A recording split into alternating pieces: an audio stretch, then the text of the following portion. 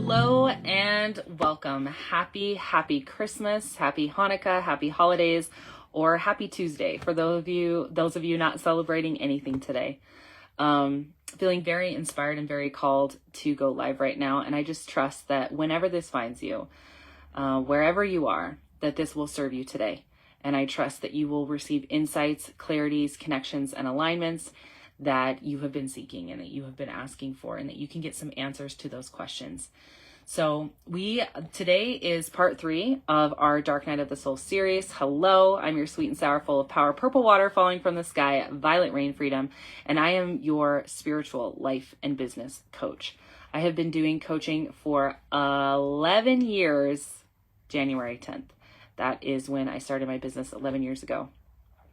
And I have been doing, over the years, I've done a lot of life coaching, a lot of marketing, sales funnel, business coaching. And I've really come to land in this place where I truly believe that no amount of action can make up for a misalignment in energy. So in the work that I do, mindset, spirituality, alignment to the vision is the foundations. And then the business strategies are the fun, amazing tools that we use to manifest abundance, shift, and create everything that we want in our life. I would say 80% of my clients are entrepreneurs, but I do maintain a book of business of primarily life coaching, that 20%. So let's dive in. If you're struggling today, if you're feeling lonely, even if you're in a sea of people, maybe you have holiday plans, maybe you have things to do, things to cook, presents to wrap, people expecting your presence or attention, that doesn't mean that you might not be lonely. Being alone at the holidays isn't the only reason to be having a dark night of the soul. There can be a lot of different things going on. Maybe someone has passed away that's not going to be celebrating with you this year. Maybe you're just not feeling at home in your life. Maybe you feel like you're a stranger in your own world, in your own life. Maybe you are dealing with some emotions that you can't seem to sort out. Disappointment, regret, depression, anxiety, and you're not really sure what it is. Maybe you're struggling with being really trigger happy, meaning that the tiniest thing is setting you off, stressing you out, freaking you out, and you just can't seem to handle it. Maybe you're looking at your life thinking, this is not where I thought I would be at this age or at this time. Dealing with and navigating those disappointments and those different heavy emotions can be incredibly lonely. And, my intention with this video is to offer you some semblance of connection, hope, catharsis, and maybe some powerful thoughts to consider to begin shifting into a new direction with how you're feeling and navigating this season of your life. So when I was younger, about the age of 8, I developed a very severe intestinal form of epilepsy. This is something I still deal with occasionally. It took a lot of years to get diagnosed, but essentially, when I would be reaching a certain level of stress in my life, and it could be external stress or it could be like internal, eating certain foods or overeating, my intestines would start to seize. And these seizures were incredibly painful. The rest of my body still had feeling and was like aware of what was happening, but it was like my intestines would just completely seize up. And I would get about a 3-minute halo warning before something like this would happen. And then I would be just completely stuck. I would usually go into the bathroom and try to go to the bathroom and try to cool my body off. I would get very, very hot. I'd be broken out in sweat, and I would have really excruciating pain. And I remember at the time I was really young, and I would make deals with God. Like when one would happen, the pain would be so bad. I would be like, I'll do anything if you'll just make this pain go away. I didn't have the same level of acceptance or working with pain as you start to develop as you're an adult and you realize and accept pain as a part of life. But I couldn't figure out why this pain was so bad. And I had a cousin that was about 7 years older than me that had had severe health issues since the time she was little. She was born with a birthmark that was inside of her body and all through her intestines and would cause internal bleeding. And she had dealt with an extreme amount of pain for her age. And I remember her talking with me about my epilepsy and her explaining to me one of the strategies that she would use when she was stuck in the hospital and she was dealing with an extreme amount of pain is she would close her eyes and she would think of all of the thousands of people in the world that were in pain at the same time, or even worse pain. So she would imagine people, because inside of the hospital, there was a burn unit in the hospital she was in, and she would hear people at the burn unit when they would have their bandages changed, just like screaming with pain. And she would imagine like people dealing with really severe accidents, right? Like broken bones that were really extreme. I forget the bone. Is it your femur bone or some bone in your body that's like supposed to be more painful than childbirth? She would imagine people having babies. She would imagine people dealing with burns on their body. And she would feel connected to all of these people in that moment that were navigating pain. And she wouldn't feel so alone. When she would think about her family or other people around her who were healthy or who were strong or who could go play volleyball and go do all of these things, she would feel really lonely and she would feel really in pain. But when she would connect to this like wider web of collective suffering, she felt not alone. And she even felt like, she said, I used to say the mantra, there are people who have it worse than me. There are people who have it worse than me. There are people who are in this much pain that have just lost half of their family in a car accident. There are people, and she would bring it into perspective using this tool. So this is something I wanted to offer up to those of you that are struggling today and having a hard time, that you may feel alone in your life struggling, but you're not the only person struggling. There are hundreds of thousands of people right now that are navigating and dealing with the dark night of the soul, and that are feeling like strangers in their own life, and that are trying to rebuild and redigest and re-identify with their world on the back of heartbreak, on the back of disappointment, or on the back of really severe health issues. And you can feel connected to those people that are fighting, and you can, you know, in your own way, imagine that you enduring what you're navigating well, pushing through and fighting in some way inspires them, helps them fight through those things as well. The second thing that I wanted to offer up for you today is something that completely changed my life when I was in my teen years. So I mentioned 2 days ago that when I was 12 years old, my parents went through a divorce that completely rocked my world. I went from living on this 72-acre ranch with snowmobiles and a ski boat and cows and freedom and all of this stuff, and a stay-at-home mom, to living in the city, having to sell all of our animals. My mom went back to work and was gone a lot, and, you know, moving away from all of my friends and feeling like a complete stranger. And this was in the 7th grade. It was a really difficult, challenging time.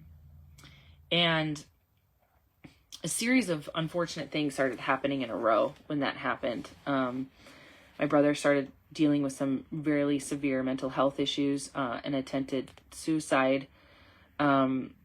My older brother became an alcoholic and started drinking and doing dangerous things. And my whole world just felt completely upside down. And as these things kept happening, it was like thing after thing. My uncle, who was only 23 at the time, that we were all really close to, passed away suddenly when I was 14. And it was just like, it just felt like the minute we would start getting our head above water, me and my family, something else would hit. A tragedy would strike. And I remember looking around at people at school. And, you know, in my young, naive mind, I just assumed that all of their lives were perfect and that they had, you know, a mom and a dad at home and they weren't dealing with the things I was dealing with. And that was true for some of my friends, but I was ignorant to think that other people weren't struggling with really big things at home like I was. But I would feel angry with the universe, with God, with the world, with the fact that I was going through all of these things. And I was bitter. I was really bitter. And I remember adopting a new belief system. And this belief system came online because I was journaling. I was journaling and I was writing a letter to God. And I was like, God, I can't believe this is happening. Why is all this horrible stuff happening in my life? And I was seeking answers, and I was asking and asking and asking. And God told me that, or higher self, superconscious, universe, whatever suits you, the message and the answer I received was, this is happening so that you can relate to other people, so that you can have the tools, so that you can have the mindset, so that you can have the way out of the darkness into the light for other people. And everyone experiences pain in their life, but yours is being front loaded because you have an important work to do. And a lot of people don't know this, but it was at that time that I decided, through discovering personal development as my major lifeline through all this chaos, that I was going to be a motivational speaker and I was going to be a coach, and that I was going to give and devote my entire life to empowering people to not have to suffer. Because pain is a part of life, but suffering is optional. So if you're suffering right now, and if you're struggling, the second lifeline I want to offer to you is to try on the possibility. Be willing to consider that there's a reason, and give the struggle meaning. One of the reasons why women are able to endure labor so well and with such strength is because they're bringing a little baby into the world. And the suffering that they're experiencing, the pain, if you will, not the suffering, the pain that they're experiencing has a meaning. And because there's a meaning, they don't suffer. They experience the pain, but they're not suffering. And right now you're experiencing pain. And I know that it can be really irritating hearing any sort of like Pollyanna. You know, I was rewatching my last 2 days videos, and I was like, if I was really in a dark place, these videos would almost feel condescending or irritating or annoying possibly, because like any Pollyanna energy when you're in a dark night of the soul is just like, kind of shut the fuck up kind of a feeling. So if you're feeling that way, like, I see you, I get it. And I've been there, and I've been there recently. I'm coming through my own dark night of the soul that I'll be sharing more with you guys over the next few weeks. But just being willing to consider or try on the possibility, and willingness and hope creates a crack that allows the universe to rush in. But willing to consider that there's a reason, and that the pain you're experiencing in your life as you say goodbye to things and grieve things and things get rearranged. What if these are the birthing pains that are birthing your most aligned life? The life that's going to be the most genuine to who you really are. That's going to be the most honest and the most real for you.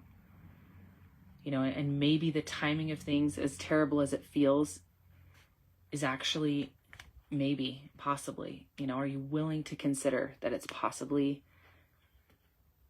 exactly as it's meant to be, and it's divine, and it's here for you? So if you're willing to consider those two things, I think you'll start to feel it. I trust that you will. That you'll start to feel the shift inside of your energy field as you're willing to consider those possibilities. And, if you're dealing with a dark night of the soul, and you're feeling like you're starting out at ground zero right now, like you're starting all over.